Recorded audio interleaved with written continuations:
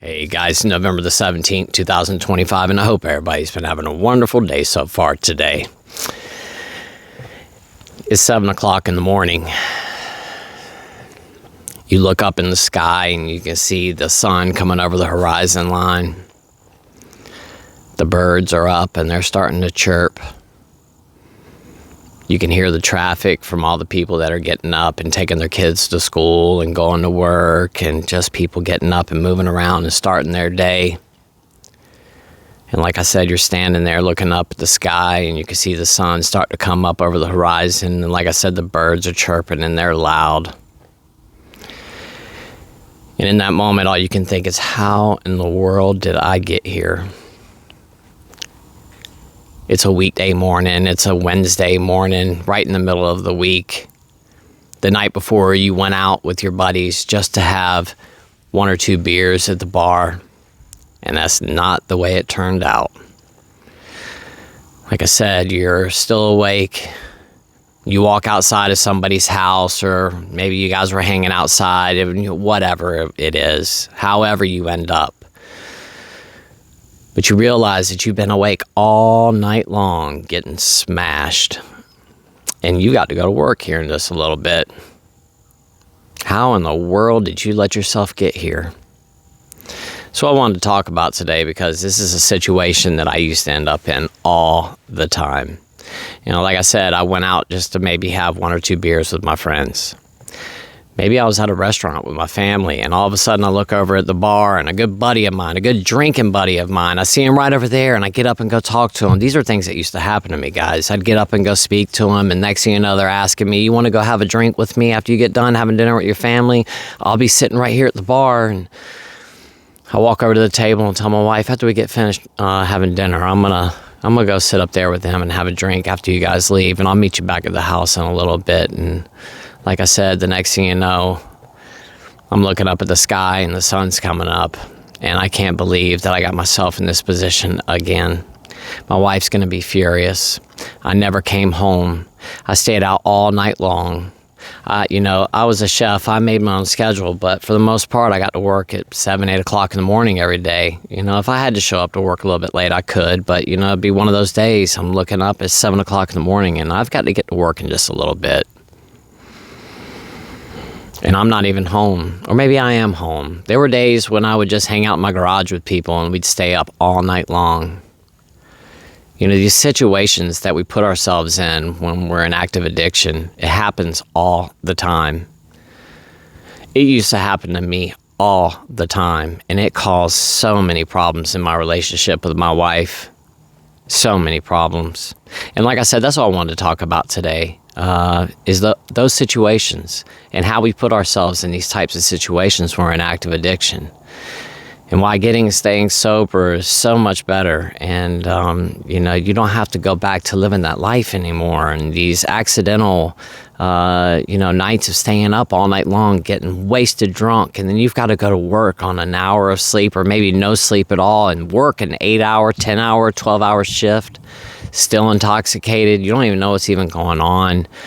You're white-knuckling it on the way to work because if you get pulled over, you're going to get a DUI, and it's 7 o'clock or 7:30 in the morning. You walk into the gas station, everybody else is in there, chipper, they're all awake, and you drag yourself in there to buy a couple of Red Bulls and a pack of mints and whatever other goodie powder and stuff that you need to buy, and you spend $50 in the gas station buying a hangover kit. You go to work and you reek of booze, and everybody walks around you and says, man, how much did you drink last night? You stink. And all you do the whole entire day is try your very best to avoid the boss because you do not want them coming around you. You smell like a liquor still. Like I said, that's what I want to talk about today, is the situations that we put ourselves in active addiction. Those types of situations used to happen to me all the time, and I mean all the time. Somebody would give me a call and ask me to go out and have a drink with them, or maybe I got off of work and we had a really hard shift and a really busy night, and I'd take my guys out. I'd tell them, hey, I'm taking all of you guys out for a beer after work, and we went out and had a beer, plus 12, plus 10 shots. And I stayed out all night long. These types of situations used to happen to me all the time. And then I had to do the dreaded, walk of shame into the house at 7 o'clock in the morning or 6:30 in the morning or whatever time it was that I got home. And I walk in the house and my wife's getting the kids ready for school and I'm drunk as a skunk and I reek of liquor and cigarettes and whatever else and, restaurant grease and I just stink and I've been up all night long and my eyes are bloodshot red and I've got dark circles underneath of my eyes. I mean black circles underneath my eyes. My eyes are all sunken in. I'm super dehydrated. I just feel horrible and I got to go to work. That used to happen a lot to me. I can't tell you how many days I went to work super hungover. And I mean, where I felt like I might not live through the day. And I'm not being dramatic. I'm being serious. I mean, hangovers that were so horrible. I remember a couple of times being at work and, telling my boss that I've got to go upstairs and lay down in a bed for a little bit. We had we had some rooms that we would rent out every once in a while, and I'd go up there and lay down sometimes. I just had to. I felt that bad. I'm in the middle of a 16-hour day. We've got stuff going on. I can't leave. And I used to put myself in that situation all the time. I don't mean like once a month or something. I mean a couple times a week probably. I put myself in that situation. I had no self-control. None whatsoever. Knowing good and well that I had to be at work the next day and I had a really big day coming up. We used to have a lot of weddings on Saturdays. That's when people have weddings. But it was almost every single Saturday we had a big wedding. And I used to stupidly, on Friday nights, get off of work and maybe head out and have a couple of drinks to the bar with some friends of mine. Or maybe I'd, give one of my neighbors a call and stop by their house on the way home after work. Or maybe they'd just come over to my house and we'd hang out in my garage. I mean, all these things used to happen. I used to drink every single night. Sometimes it was by myself. Sometimes I hung out with other people. And I would say it was probably about 50-50 until, towards the end of my alcoholism. And it was just myself. I was just always intoxicated by myself. I didn't have anybody to talk to anymore. I was lonely. I'd run away all my friends, but because I was so rude when I got drunk. And I mean, these are the things that happened to me. And then, things just progressed worse and worse and worse down the road. But like I said, back in those days, I would just head out for maybe a beer. And next thing you know, here it is, I'm walking in the door at 7 o'clock in the morning. And, the thing about those nights as well is that I've spoken about this quite a few times on here, but I just wasn't a big substance user. It just wasn't my thing. Not knocking it, not saying anything about it. I use substances. But the thing is that alcohol was my drug of choice. It just was. I always reached for the alcohol. Alcohol, for whatever reason, is the only substance that gave me the euphoria that I was looking for. And I've tried just about every single substance there is. I'm not joking. I can only think of a couple that I haven't. And you'd be surprised the stuff that I've tried. I think that you really would. I just never liked that stuff that much. When I found alcohol, I knew that we were going to have a relationship for a very long time. I just knew it. The way that it made me feel, the warmth that I felt, that feeling of just nothing else mattered. I wanted to feel that way all the time. I felt like I could say and do anything. I felt like I had so much confidence when I drank. I became Superman when I drank alcohol. I did not care about anything when I drank. I would say and do the most ridiculous things to people, hurt people's feelings, say really mean things to people, joking, laughing, cracking jokes on people that didn't deserve it, just doing things like that, playing pranks on people. I became a whole different person when I drank alcohol. And like I said, one of the things about that is that I wasn't a big substance user, but when I was drinking, and if it was around, I sure enough would use. Especially if it was the white stuff. Man, if I was at the bar, and this was years ago before, we had this problem that we have in the United States right now where everything's cut and it's got the F word in it, this is back in the day, and I I can't understand why every single time I went out somewhere, it was always there. You just wouldn't think that it would be out like that, but it was. And I live in a small town here in South Carolina. But every time that I would go out, for the most part, I mean, as far as I can remember, I'd go out, have a couple beers, and then have to go to the bathroom to use the restroom really quick. I mean, you got to pee when you're drinking alcohol. I'd go to the restroom to pee, and then as soon as I walk in there, there's somebody standing there in the stall, doing that kind of a thing. And then they say, "Do you want some of this?" Sober me would have said, "Heck no, man, I don't want that. Heck no. Get that away from me. I am not trying to do that." Drunk me, I was already wasted drunk, stumbling around. One of the things about me when I used to drink and get drunk is I used to get really, really sleepy. I mean, super sleepy. I would just, I could sit down basically anywhere and pass out. And I used to do that all the time. I'd have people over my house. I would get to a certain point where I got tired. I was tired of dealing with people and I didn't want to talk to anybody anymore. I was tired and I would just get up, not say a word to anyone, and go lay in my bed and pass out. I'd close the door.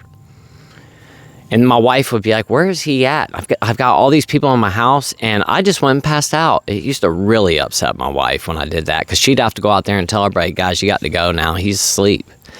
But anyway, because of how tired I used to get all the time, and I'm not blaming it all on that, but I used to always say, "Heck yeah, give me some of that." I'd do a little bit of that stuff. Before you know it, I'm jumping out of the bathroom, and next thing you know, I've stayed up all night long. I didn't even go to sleep that night. Like I said, it's 7 o'clock in the morning. I just walked outside of whoever's house I was hanging out at. I haven't looked at my watch or looked at my phone to see what time it was all night long. I'm just partying and having a good time and having these long, drawn-out conversations with people. And man, we're best friends, smoking cigarette after cigarette after cigarette after cigarette. You smoke a pack of cigarettes throughout the night or more. You're just chain smoking. As soon as you go to put one cigarette out, you're lighting it with the other cigarette. And you're just sitting there smoking and talking, and you guys are best friends that night, and you guys are going to do all these excellent adventures together, and tomorrow you're going to go hiking, and you're going to go to this park, and you guys are going to drive all the way up to the mountains and go for a hike and all this stuff. And the next day, everybody's too hungover. Nobody remembers what even happened, and you actually even had to go to work the next day. What were you talking about going on a hike? But these things used to happen to me. And I'm sure that it happened to a lot of you guys as well. You didn't mean for it to happen. You just went out to have a beer, or maybe you just had a beer at home, and the next thing you know, this thing happened and that thing happened, and before you know it, it led to you ending up at somebody's house, and then before you know it, you're downtown or you're at some club, and you don't even know how you even got there. I remember one night, my brother came over to my house. It was a Sunday night. And I know that for a fact. It was a Sunday night. I was in my pajamas. I had my flannel pajama pants on, a white t-shirt, and slippers. I'm not kidding you guys. My brother came over to my house. We were hanging out in my garage, and next thing you know, he's like, "Let's go to this bar." And I know that it was a Sunday night because only on Sunday nights did they have something going on where we would want to go to. And I said, "Yeah, sure, let's go." I hopped in his car with my pajamas on and slippers and went to the club with him. And before you know it, I'm out on the dance floor dancing around with my pajamas on, and my brother had to come grab me and be like, "Man, you got to stop. Like, you're getting too crazy." That's the stuff I used to do back in the day. Guys, when we stay sober and we stay away from the alcohol, or you stay away from whatever substance it is that pushes you to that next realm, you guys know what I'm talking about. It's, alcohol was always that for me. If I wasn't drinking, or let's say I was doing something else, some broccoli or something like that, I wasn't leaving the house. I was staying home. But, once I started drinking, it didn't matter. It didn't matter what I had going on the next day. It didn't matter how important it was. Maybe I had some huge meeting at work that I had to go to and get up on stage and do some kind of presentation. It didn't matter. It didn't matter. because all I lived for was in that moment and what was going to make me feel good in that moment. I didn't think about the repercussions that might happen the next day, that always happen the next day, and how bad I was going to feel the next day. When I had these very important moments in my life, and instead I was hungover or drunk still because I didn't have the self awareness. I didn't have the control of myself, the self-control to just say, no, I've got something important going on tomorrow and I don't need to be out drinking tonight. But instead, every single time, I was a people pleaser. I wanted to make people happy. I wanted people to like me. Sure, I'll go out with you tonight, even though I've got to be at work at 5 a.m. tomorrow for inventory and my boss is going to be there. Yeah, why not go out and have a drink tonight? You know, that's the thing, too. I would tell these people that, yeah, I got this going on tomorrow, and oh, we're not going to go out for that long, and okay, sure, yeah, let's do it. I knew good and well that it was going to end up being trouble, but I did it anyway. Like always. Like I said, I never was a big substance user. I just didn't unless I was drunk. But as soon as I started drinking, it didn't matter. No was not in my vocabulary. If somebody presented something to me, I just did it. I can't tell you how many nights that I was already wasted drunk and somebody would pass something to me and I would do it and it would send me right down a spiral.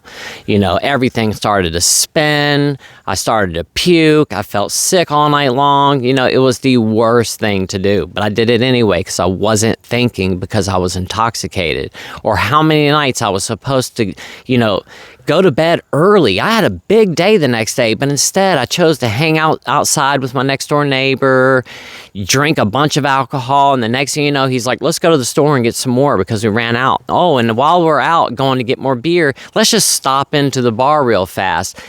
That's how it would happen. And the next thing you know, we're walking into the bar. Before you know it, it's 4 o'clock in the morning. We're on the way back home. I'm in the car with somebody who's driving, who's wasted drunk. We get back to the house. We've been doing the white stuff all night long. Both of us aren't going to sleep. Before you know it, we're hanging out in the garage, still doing that stuff for the rest of the night. And before you know it, like I said, it's 7 o'clock in the morning. The sun's coming up. The birds are chirping. People are getting up and taking their kids to school, going to work. And I'm wasted. And I've got to go to work in an hour.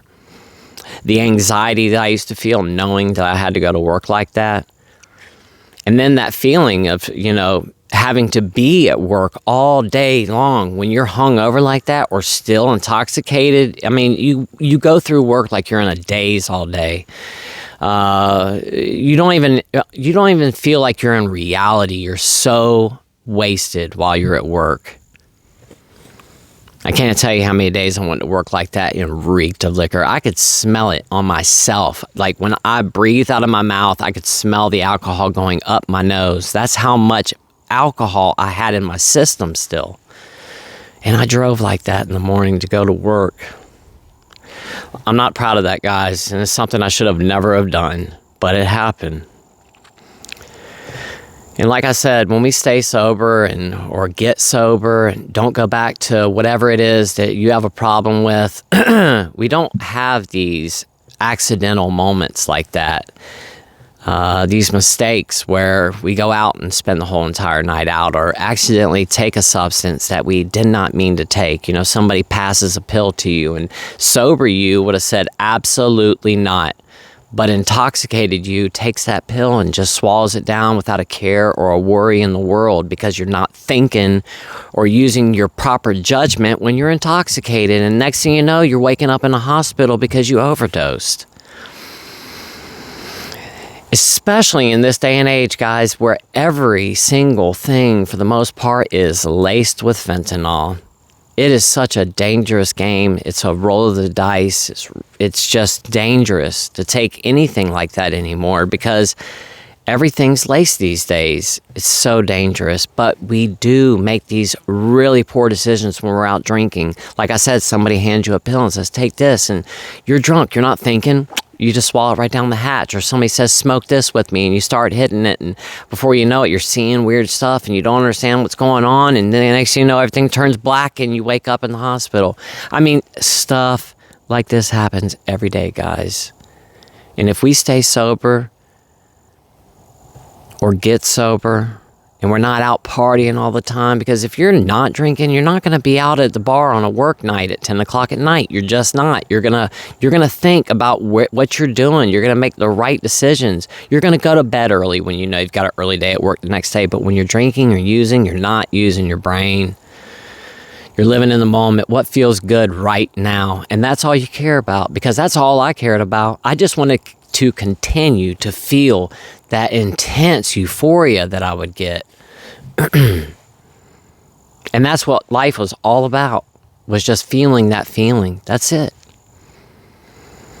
Like I said, guys, when we get sober, we don't make those poor decisions. We don't choose to go out and have a drink and end up staying up all night long on a work night when we're not using or drinking. We just don't. We make the right call.